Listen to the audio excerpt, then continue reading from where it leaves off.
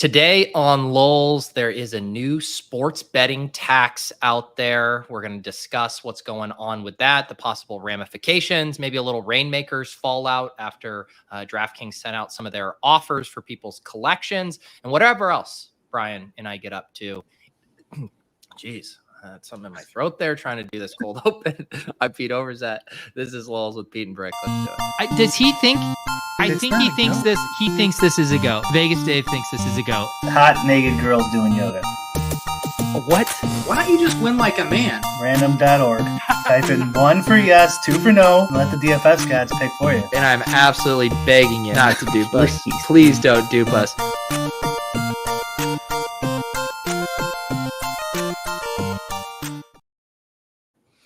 All right, welcome to Lulz. Apologies for the late start. That was on me. Brian has been here. Brian actually gets into the hopper about 30 minutes early. Every show you do some of your vocal warm-ups and stuff. So I'm sorry to keep you waiting today, Brian. That's all right. Yeah, I was here an hour early today. That's what they say. If you are not an hour early to a DFS gossip program, you're late, is kind of what they say. You know it. What are we talking about today? Did you accept your offer on your Reignmakers? I still haven't. It's tough, with that $3.75 offer. Like, should I take it? Should I get a lawyer? Are you entering into the class action lawsuit that some of the people in the Discord were trying to rally together? You know what? I'm owed so little. I probably should. Like, there's no downside. Those class action lawsuits are no good. Did I talk about it on the last episode? You mentioned it a little bit. Just generally not worth it. And then they send you an email and they're like, we're going to send you a check for $13.46, but here's 10 pages of paperwork to fill out first. Yeah, it's also just like getting the interest to align, because usually some guys are owed way more than others, and you're sharing the cost of a lawyer. You're going to have to pay. The lawyer's going to take a huge chunk of it. It's really for lawyers, So if someone's owed a significant amount of money for Reignmakers and they're going to contest it, they probably should just do it on their own. That's not advice, by the way, Pete. I'm totally guessing, but yeah, class action lawsuit. It'll piss off DraftKings, I'm sure. They don't want to deal with it, but the lawyer is going to end up with the majority of the money. Yeah, we were trying to. We almost had a guest that was going to come on and talk a little Reignmakers. That fell through. Truthfully, I wasn't playing Reignmakers. I wasn't in the streets. I mean, I did see some of the offers pop up on Twitter. I know Cody Main and Leone and some people were joking about just kind of how embarrassing the offers were. I did hear some whales got some large numbers, but it's still proportional to how much they should have got. They should have been given a lot more. It sounds like what I was looking at anecdotally on Twitter, it seems like a decent amount of people were satisfied with the offer. So it'll be interesting to see how this all shakes out. The whales are going to be the big ones. I guess it all had to do with your mentality, right? I feel like maybe a lot of whales who are kind of sharper and understand risk reward are probably thought it could have all gone to zero, or that they would have been entitled to nothing. And are just oh, this actually is a pretty nice consolation prize. That's true. They could have totally rug pulled them. And the thought experiment we had about whether DraftKings would just overpay to get the good PR did not happen, and we did not expect that to happen. It's a big corporation. They're looking at the dollars and cents, and they're going to go, yeah, how much do we have to pay here? And I'm sure they were factoring in, if we pay X, what's the lawsuit going to look like? How much is that going to cost us? And that was some of that stuff looked really legitimately hard to pay. Did you see this criticism that the NFL bros got screwed, and the MMA bros got a really solid payout. The NFL bros got screwed. The PGA guys, I think it was because it had something to do with what was in season currently. Okay. But like I just claimed my $3.38, by the way, so that is official. I expected to get paid in 1 to 2 weeks.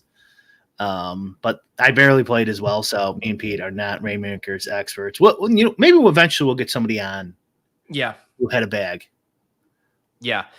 It's Mookie in the chat. Most of the offers weren't awful, but they significantly devalued the 2024 stuff by about 70%. Okay, so that's devalued 70%. So you got 30% of your. So if you had $1,000, you get $300 offer, or $700 offer. I'm assuming a $300 offer. That's pretty bad. I was thinking it'd be in like the 60% range. Okay. Yeah. Like 60% paid. Yeah. Yeah, Big Dan says PGA was okay end of season and got half my money back. Because I guess there are diminishing returns on the way that game works, like at the end of the season, right? Like the cards are to get you into these tournaments as is. So if there's tournaments, then it's like, I mean, people were always skeptical of the value year over year of those cards, right? It was basically a way to buy entry into the contests. Yeah. Yeah. I wonder if they contemplated a full rug pull at DraftKings. Yeah, it would be. I would also be fascinated. Like, you have to assume the Venn diagram of the DraftKings user base. Like, say you have, sports bettors, DFS players, and Reignmakers.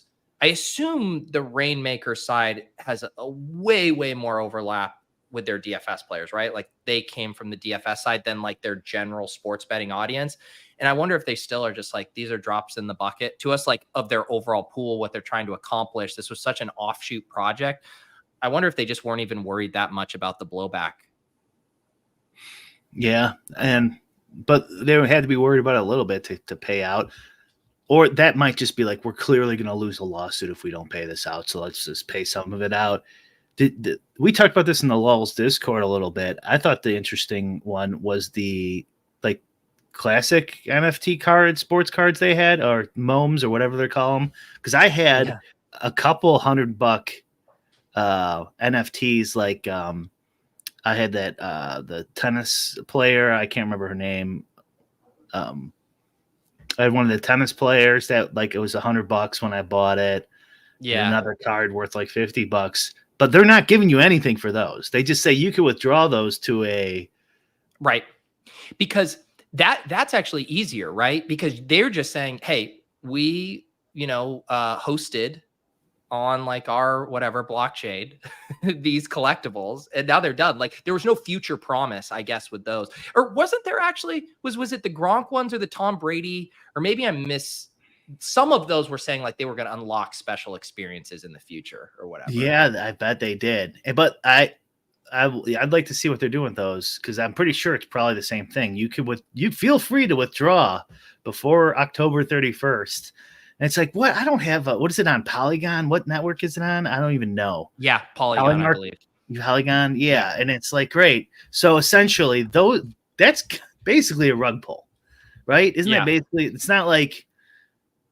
I mean, I guess you could go on there and sell it somehow. But they could, like, I don't know if the DraftKings cards, the Reignmakers cards were any. Yeah, the autograph series. Yeah. Yeah. I don't know if they could. I bet if they could have if they had that outlet, we're like, oh, actually, we're on, Dapper or something.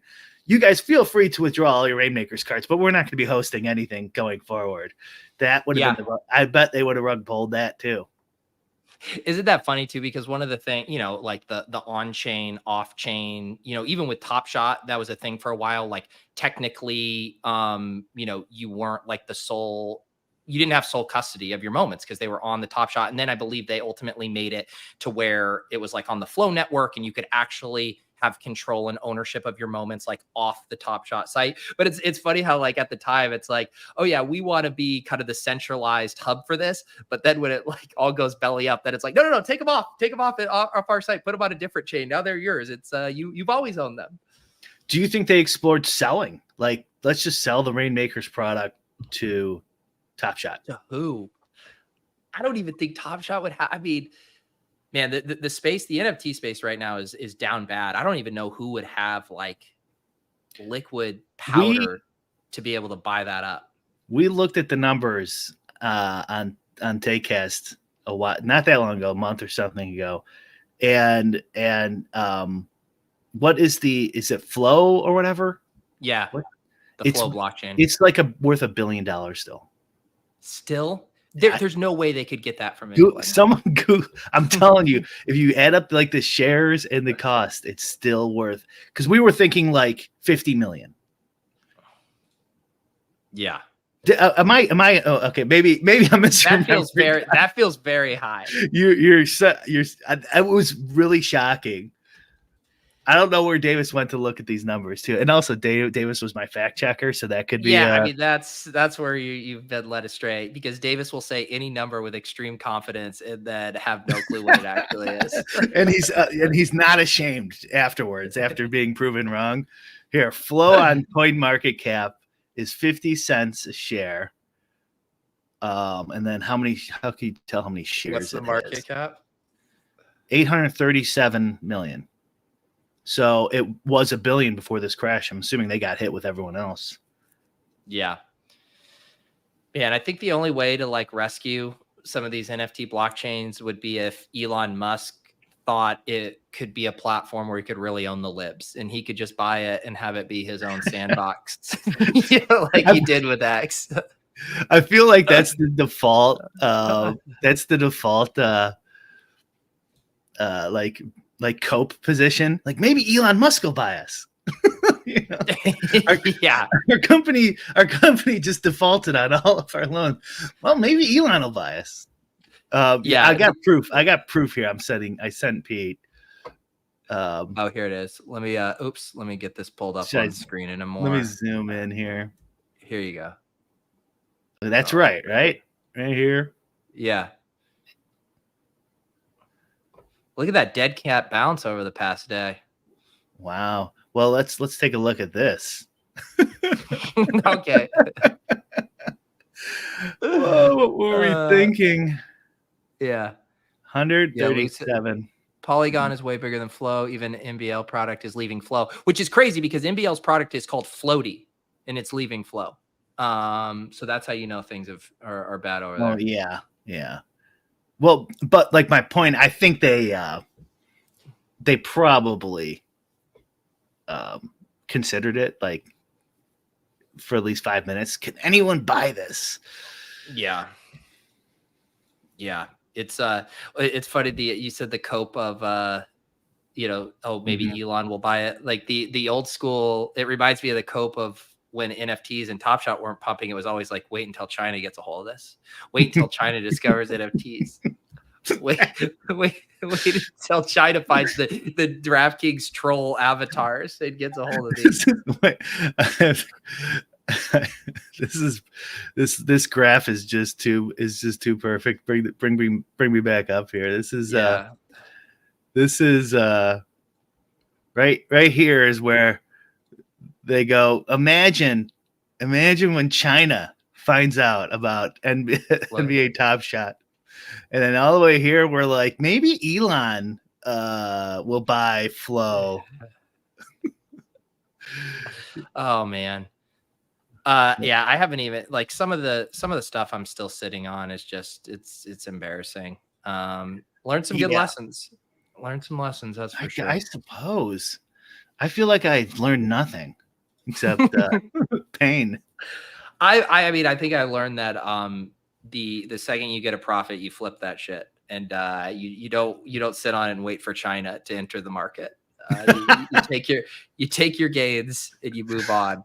Because I have a Moonbird that was once worth an ungodly amount of money that I decided was the future of art. The future. If we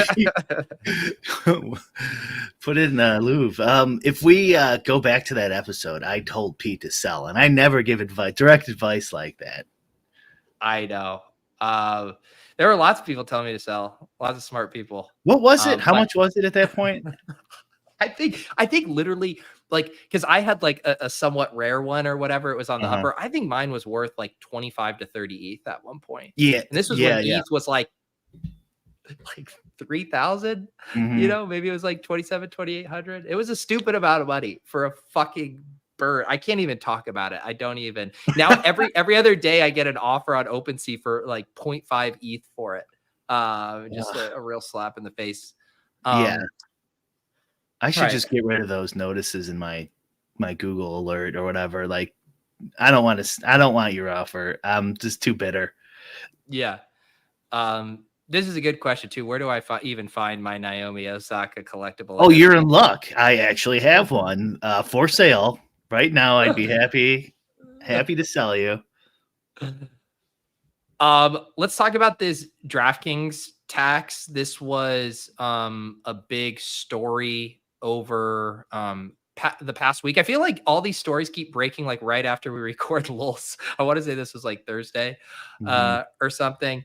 But I'll pull up some stuff here. But basically, DraftKings came out, and is this already rolled out pretty much everywhere? Or was this like a mock-up of what is to come? Do you know that? It's my understanding. It's a mock-up. It won't be out until next year at the earliest, and that is something we'll have to talk about because I think it's not going to happen. Interesting. Yeah, well, that's let's first set the stage of like what this is, and then we can get into some of the takes. Let me try to zoom in on this. So there was like a full kind of press release, I think, or whatever. Oops, where am I?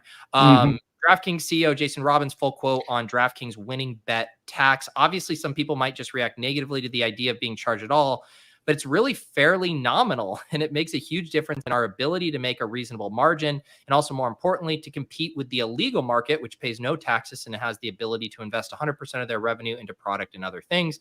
So for us to be able to be competitive with the illegal market and invest properly in product and customer experience in a state that has very high tax rate, we feel it is an important step that consumers will ultimately understand. I don't know, man. If they feel the product and experience is better, then they'd rather pay for that than somewhere else that maybe doesn't have a strong product. So that's the PR speak. And then here's kind of an example of it here, where you basically place the bet and then like the surcharge is applied via the payout. And then, some people were crunching the numbers on like what that results to and like the big equivalent. Look how long it takes to place this bet. Like they're running an algorithm behind. Like, is this guy sharp? Should we limit him? Right before and I think that was on the earnings call. I think that was Jason Robbins talking to investors, I believe. Yes. So what is your obviously like the people who are, hyper engaged on Twitter, the people who are going to comment to this, like they're the ones that are outraged. But DraftKings is basically making the assumption we don't even want the sharp sports bettors, right? Like if we run you off, we want the people who don't even care, don't even notice the tax. The same people who wouldn't care if a line was minus 130 here and minus 180 somewhere else. Like those are the people that they're banking on aren't going to care or notice. They're clearly a recreational book. Yes. Yeah. It seems to me like that would turn a lot of recreational players off. I think the reaction, I mean, call me crazy, Pete. I don't know. I think the reaction is like, because it's probably maybe it's not getting talked about enough. There was a hike on the taxes of sports books in Illinois in this last budget, in this last legislative period. So in a decent amount, the gaming surcharge. There you go. Increases their tax rates beginning next year. What do you want a business to do? Like, if Home Depot had a 40% increase in taxes on shovels, do you think they're just going to keep the price the same? You know what I mean? Or, do you think they're going to add that in, like just eat it? Or are they going to put the tax on the receipt and go, oh, there's an additional tax for shovels? What do you, is it just semantics of like, what if they just like increase the VIG, the same amount? So now like minus 110 is minus 111, or whatever the math adds up for this same equivalent of tax. Like it almost feels more like dirty when you say tax of like, why didn't they just bake that in to the regular VIG? Right. Yeah. So like one way or another, my point being one way or another, you're paying for it. It's never a it's never a tax on DraftKings or a business, right? We all pay for it. It's just another way of, getting the budget filled. and it's not the business that ever ends up paying for it. It's us. So I imagine that the way to do it would be like increasing like parlay odds even more. Because you Right. can't, it's tough to do NFL sides much more than what everyone else is doing it already. Like, even though it's a rec book, if you're at minus 120 when everyone else is at minus 110, I mean, that can't help. So you could probably hide it in like parlays and like other weird bets. You give less promos. But it still is like, it goes back to the type of person who would notice that. Like, if you're looking at an odd screener already and shopping around and see that one's, sticking out like a sore thumb, like, you're already the person they're not, they already know they've lost you. They don't care about you. They want someone who would ever even like, they're like, I'm sure even some of my buddies, if I told them like, hey, we're all going to sweat this game and bet, and like, they just log onto their one site, like, they are not even parsing like the difference between minus 120 and minus 150, like, they do not care. Here's the example that they showed. Like, the bet slip shows a $10 bet at plus 100 for a payout of 20. It's not until you place the bet, however, that the bettor sees the Illinois gaming tax surcharge line. In this example, the slip shows the bettor being charged 32 cents for a total payout of 1968. And this is a really good example to do it on because the tax does seem so nominal at 32 cents, but let's start adding some zeros onto this. And all of a sudden that tax number starts to feel like, wait, why am I giving you an extra, $45 for this bet? That's a good point. Yeah. But like, I agree with you. The recreational bettors are stupid. They don't care about price. They're not price sensitive, but like it does get into the zeitgeist. Like, we have examples like, what's cheaper, your local grocery store or Whole Foods? Like, your local grocery store, Whole Foods is like generally known as kind of like higher quality, costs more, like IKEA is known for cheaper stuff, right? Yeah. Like, if you're known as like the sports book, eventually known as like, oh yeah, like everyone at the bar is like, where are you betting? DraftKings, don't be a sucker, bro. They have the highest fig. Like, it can't, like, if after years of being the highest at 120, I think it would probably hurt your bottom line. I don't know how these other businesses are gonna keep their lines at minus 110 if DraftKings goes up. So that, I guess maybe eventually they'd all be high and it wouldn't matter.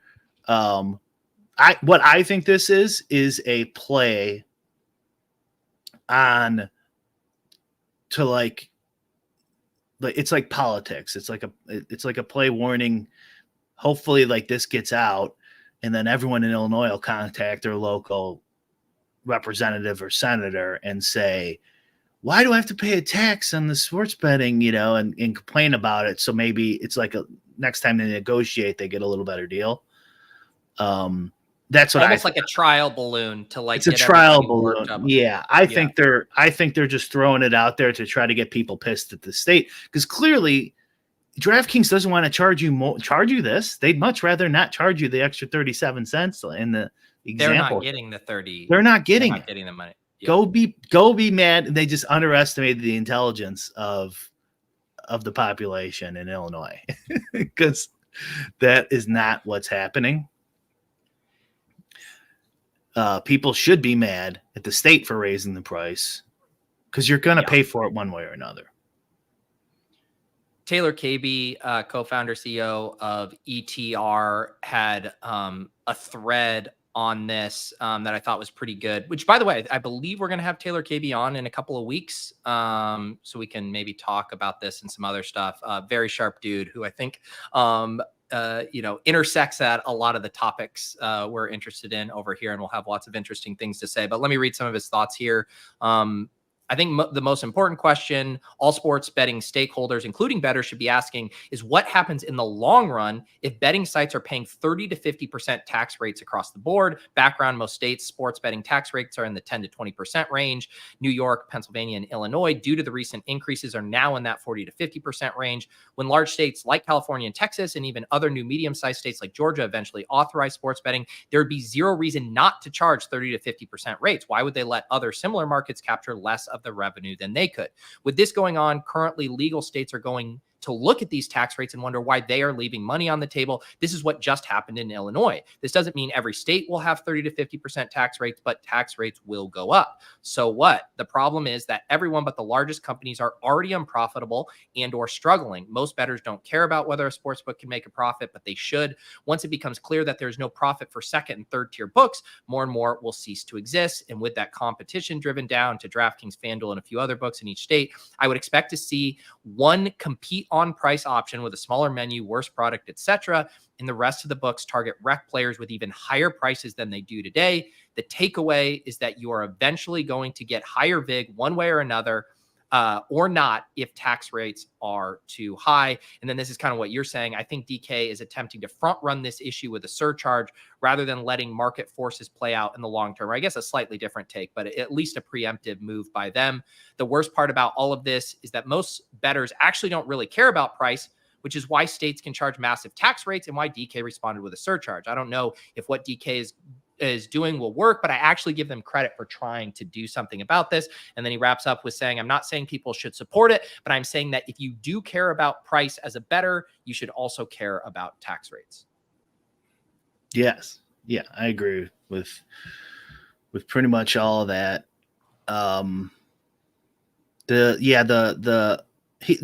They're front running the issue, whether that's my opinion too, but I don't know if he wants to go the surcharge. I think putting pressure on for like future negotiations as well probably went in there. Letting people know, hey, just letting the public know, hey, you know, there was a huge tax. Didn't really get that much press. I think as a business in the sin industry like this, they have to like they want these barrier of entry, and like playing at a small margin is a barrier to entry, right? Because like most companies won't be able to do that unless they're a huge scale like DraftKings is. But you still want to make a shit ton of money. So like they have to play this cat and mouse game, you know, where Jason Robbins will be like, oh, we love competition. But really, of course, why would you, as a business owner who has a fiduciary responsibility to your shareholders, really want competition? So I think if the states start getting out of hand, they'll move to like a federal solution, you know, and like try to lobby Congress to make it legal federally, and then maybe with the idea of making the states compete for their company. So like then they could go, oh well, we're gonna run out of Delaware now, so we don't have to pay Illinois taxes. And so like there's probably some huge cat and mouse game going on behind the scenes on what they can do, because they can't just go too far, you know. And this is just a side note, Pete, with these taxes, and just the reason they can do this, the state I'm saying, is because the majority of people think gambling is like this degen, immoral, addicting behavior. And so they put it in the sin category like cigarettes, and they could do whatever the fuck they want, and they need money because for tons of reasons I won't get into, but they need money. So they go, oh, we can do this to cigarettes, booze, and gambling. And no one, I mean, not even in our space, which is why I always bring it up. No one even in our space like pushes back on any of these metas. And so like, of course, this is bound to happen and always going to happen if like the biggest advocates don't even care, and all they talk about is curbing gambling addiction and shit like that. Like, of course, we're going to get these taxes. Yeah. Yeah. And I mean, it's bad all around too, because the other, you know, part like, you know, KB was hitting on is like, this stuff makes it so much harder for any other smaller operators to bubble up. I mean, we were just talking last week, you know, with our Profit X guys, like they're having to go the sweepstakes model as a way to kind of you know, you got the pockets you have to play in this big sandbox. Yeah. And do the legal battles, the fees, the licensing, all being able to, you know, it's like, and then you're trying to start out and you're a new company and you're having to tack on the surcharge. You're like, hey, come play on our new site and we're going to even tax you. It's like, how is any new company getting away with that? DraftKings can get away with it because they're such an institution and it's one of the only places to go. And what do you think is going to happen to Profit X? You know, I hope they do well, But Yeah. this process behind the scenes is like tons of lobbyists and legislators and the governor all talking about and negotiating this and what the rate's going to be. It's not just like the governor goes, I want 20% rate. And they go, okay, we're going to put it through. And they put it through and he signs it. You know what I mean? Like, that's not how any major legislation plays out. This was probably a big battle of competing interests and a lot of people pissed off. But they also all have relationships in real life and at the Capitol. And when they find out that there's going to be a low vig option that doesn't have to pay the surcharge tax, they're going to Go after it. And they're going to talk to the same people they've been talking to negotiating this bill.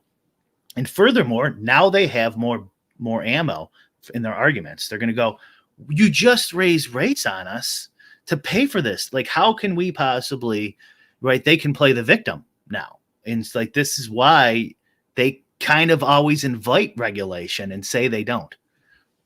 Are the people who are passing, these tax hikes, are they naive enough to not realize they're just immediately going to get passed on to the user? Or were they just assuming like, oh, maybe DraftKings will keep VIG and stuff as is, and they'll take it out of their bottom line?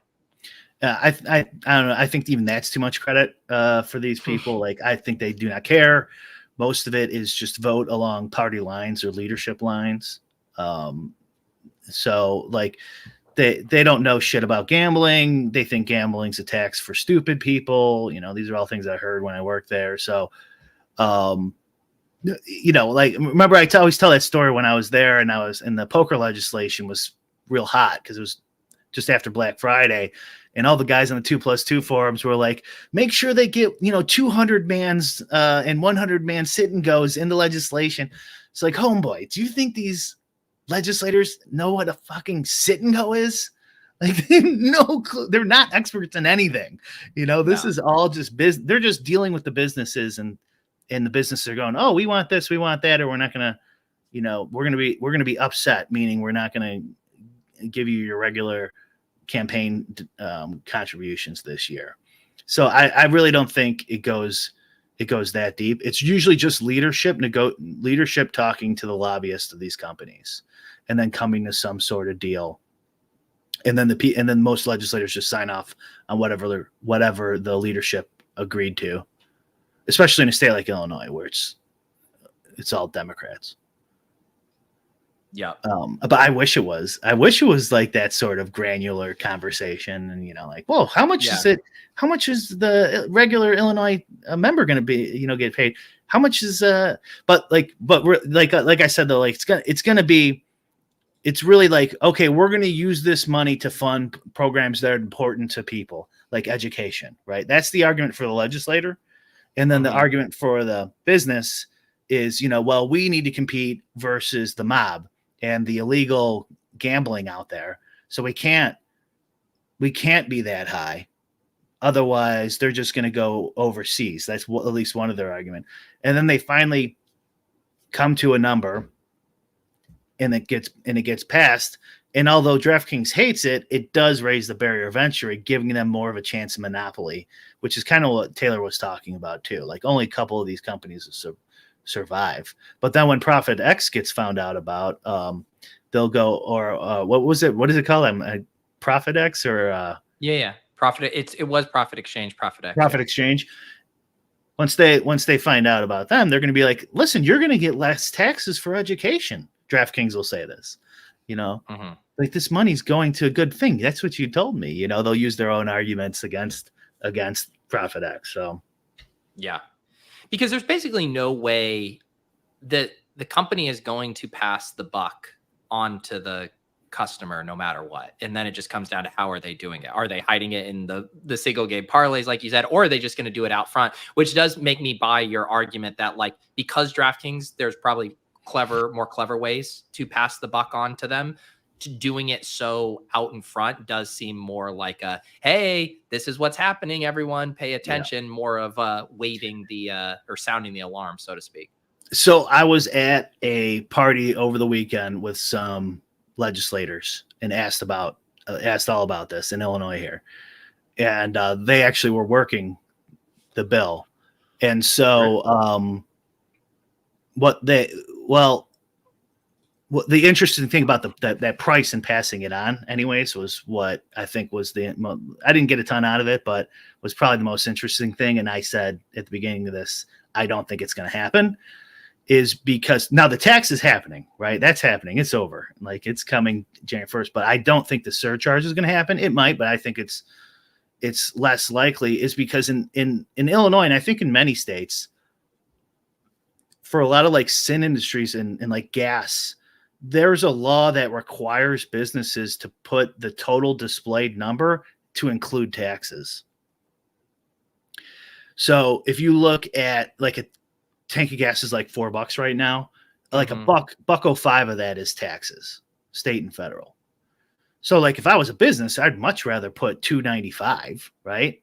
$2.95. And then when you pay, it says, you get your receipt and you look at the bottom, like you paid for food, and it's like, oh, there's $5 in taxes, right? God, I hate the government, right? But they won't let them do that for gas, for cigarettes, right? If you try to buy a pack of cigarettes in the city, I don't even know what it is now, $15, probably $20, who knows? But like $5 of that or $8 of that is tax, maybe even 10. Like liquor is a good one. So like it's double. So like if you bought a thing of vodka for $20, 10 of that is taxes. But they won't let them put that on the bill.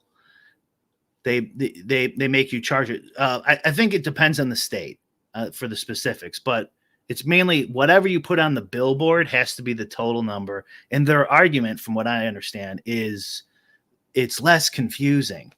It's less. We don't want to confuse the consumer, even though every other product the consumer buys 100 times a day has the taxes. They're just too stupid for gas. They can't handle that. Not that like gas is a known issue that affects elections forever, gas prices. That's not the reason why. It's because we want it less confusing. So anyways, and this might be my fault. So I mentioned that. And I think now they're going to bring that up, and that might be part of, they won't let them do it. Tell me more about this legislator party you were at. It was like that Tom Cruise movie with Nicole Kidman. I'm picturing the Stanley Kubrick one. Yeah. It's like that Stanley Kubrick one where everyone's wearing a mask. Yeah. All right. Nice. Yeah. So it's like now it kind of has like swingers vibes as well to it. Yeah. Yeah. It was identical to that. There was a giant thanks, old man. There was a giant owl statue that we all prayed to. That was kind of weird. Are these your old cronies from when you worked at the State House? Yeah, my cronies. I was the crony, Pete. I think the crony was coming from inside the house. Yeah. It all works. It all works the same way. No matter if I was there or not, or what year it is, it's all the same shit. Yeah. It'll be interesting. Like in that other article that I had pulled up, and they were saying, I can get this back up here real quick.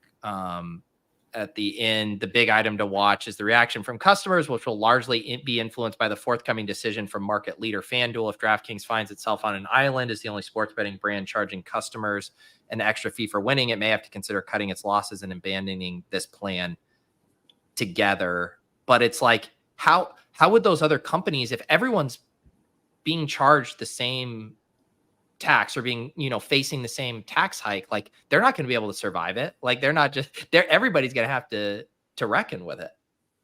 Yeah. Right. Like the smaller companies that they got this through. I don't get it. Like some of the owners of these casinos in Illinois are some of the most influential, if that's what you want to call it, powerful people in Springfield. And like, they're the reason why we don't have poker in Illinois. And they still got this 20% hike through, which shows you what Pritzker's power is. And that's because he's rich and he can if they try to run someone against someone who votes for something he wants, he could fund their campaign. So he's got quite a bit of power to pull this off. Yeah. But it'll be a good question. I don't know how many. I think there's about 7 sports books live in Illinois right now. So we'll come back a year from now. We'll see, or maybe 2 years from now, and see how many. Yeah, it can survive all of this. Yeah. Yeah, it's a bummer because it seems like we're headed the same thing with the DFS thing, where it's just like there's so few options. It's so like blackpilling and depressing. Like because remember, like 15, 20 years ago, it's like, first of all, like 15, 20 years ago, sports betting was awesome. Like there was like Net Teller, there was like all these options and all 100 sports books, all bonuses overseas. There would be the occasional rug pull, of course, but like it lasted until like 2006, I think. And anyways, and then remember the solution was like, crypto's gonna be, because then there's nothing they can do about it, and we can have peer-to-peer betting and all these options, and or even it's like, well, maybe it'll get legalized. Imagine if it gets legalized, how amazing that'll be. And it's like the legalized version is worse than the wild west option where you could get rug pulled. Right. Someone asking, does this affect best ball? I mean, this is, I think they're asking this in earnest. Like, would the tax be applied to that? But as either way, in earnest or as a joke, that's hilarious. But the big question is, does this affect best ball? That's what happens when we're on this channel. It's no, because that's always going to be part of the UAJ carve out, right? Which is plays in a completely different sandbox and set of rules. Right. Yeah. Until they change that too. Change that. Right. And they can do whatever they want. They can do whatever they want. But does this affect best ball? No. My understanding is it doesn't affect DFS or best ball, which is indirectly kind of a bonus for us, because they might put less money into sports betting if their margins are so low, and put it back into best ball and DFS, maybe.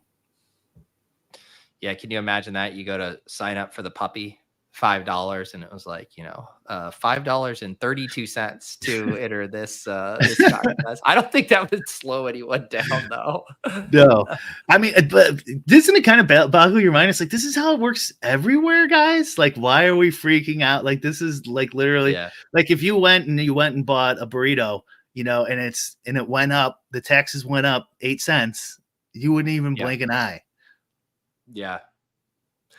I do think it's just part of the culture of sports betting, right? And just where you're moving, where it's so hard to be profitable, and like the margins are so thin and everything with line shopping. And so people are just like on pins and needles with anything that makes it slightly harder to be profitable.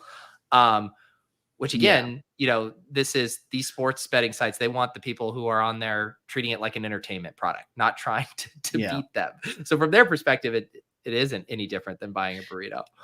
Right. Yeah. It shows you just how much they like care about you at all. Like there's no talk about, should they not limit winning players?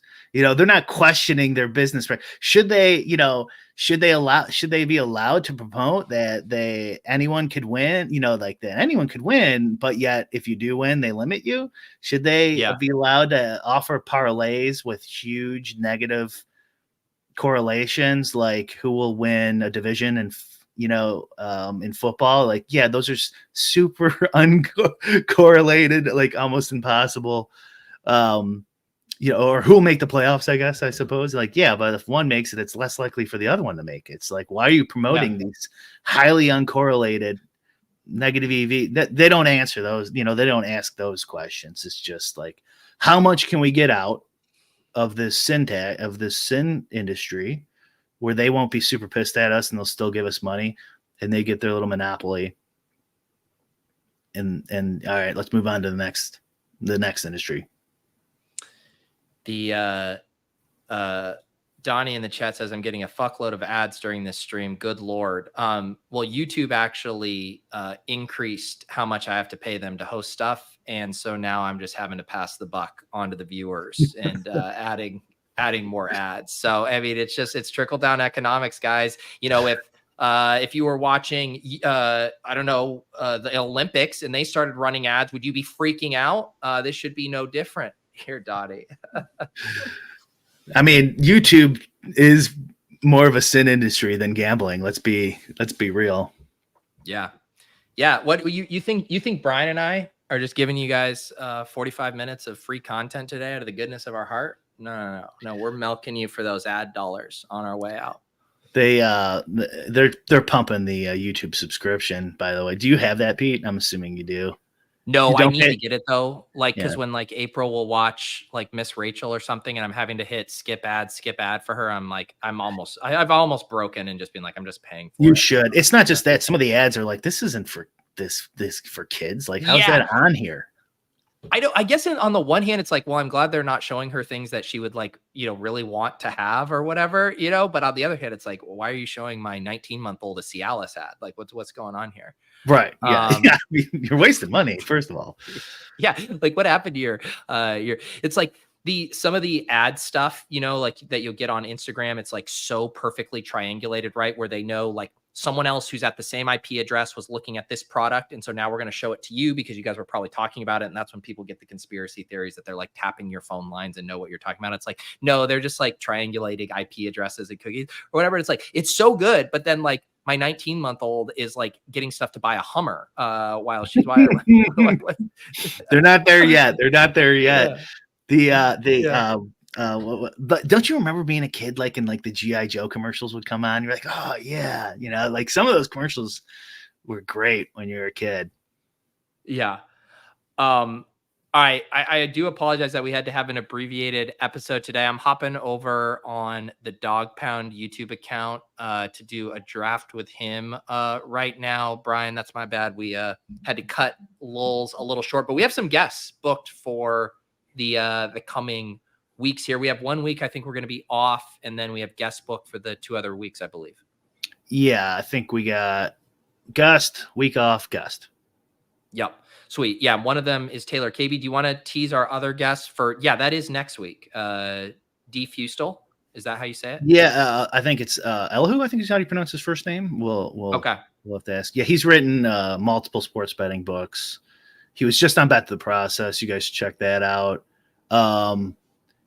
Shout out to our boy Neil, got a job at RG. Wanted to say that earlier. And we just did 2 more Endgame Syndicate videos on best ball equilibrium strategies, and we moved it up to a 6-man 6-person draft. I just released them 5 minutes before we did this stream with Nerdy Tenor. So anyone who has a sub there, check them out. Or if you're into that best ball equilibrium strategies, you might enjoy it. Awesome. Yeah, I still have that bookmarked. I'm very excited to check that out. I've been wanting to get into it. Have you guys gotten some good feedback on that? We haven't gotten a ton of feedback yet. We got to get more best ball bros in there. But like kind of answers, we're like slowly answering questions and coming up with equilibrium strategies you can actually use, like as you draft. And like, so like the first toy game we made was just like a head-to-head best ball, and then a 3-man best ball, and then a 3-man draft, but you're in a tournament, with 500 other teams drafted. How does that change things? And then slowly work each toy game up to be more and more complicated and resemble actual draft. And it's Nice. getting pretty big. Yeah. And so, like for example, like if you were looking at like Chris McCaffrey or CeeDee Lamb, I don't know what their projections are, but leaving other things aside, like correlations and stuff for a second, and McCaffrey's significantly more points projected. Like, let's say all that's true and there's no injury concerns. Like so far in all these toy game strategies, you never take CeeDee Lamb to be different, which is something we used to talk about before. Now, like Christian McCaffrey, not this year, but has had injury concerns in at least people's heads. Yeah. And that could lead you to, but yeah, the idea of getting different, you basically take if there's a significant difference in projection, right? If there's if it's very similar, then you might use a mixed strategy. But if there is a large difference in any tier, like even from the second player to the third player, that's not where you're going to get different based on what we've found using equilibrium strategies, not like exploitative. Nice. I'm excited to check that out, and I'm also just getting super excited for the battle royales again this year. You and I were kind of in the lab on some of that stuff last year. Excited to see what we can improve on, and with some more data and a year under our belt. My stuff, like I said, I'm going to go over on the Fantasy Dog Pound right now with Pat and do a stream. And then I got back-to-back shows tonight. Tyler, aka Emo Cowboy, you guys know him from around the Deposit Kingdom, streams over on Fantasy Sanctuary. He's my guest on the randomizer. The wheel is packed. Lots of fun prompts. That'll be at 7:45. And then on Ship Chasing at 9, we're doing our first live FFPC main event. That's the $1,800 buy-in, $1 million top prize. That's a season-long contest, tight end premium, all that good stuff. So that's our first one of those to kick off 4 straight weeks of FFPC main event drafts. Otherwise, Brian and I will be back next week with our guest. And yeah, enjoy your week, guys. We'll see you next time on Lulz.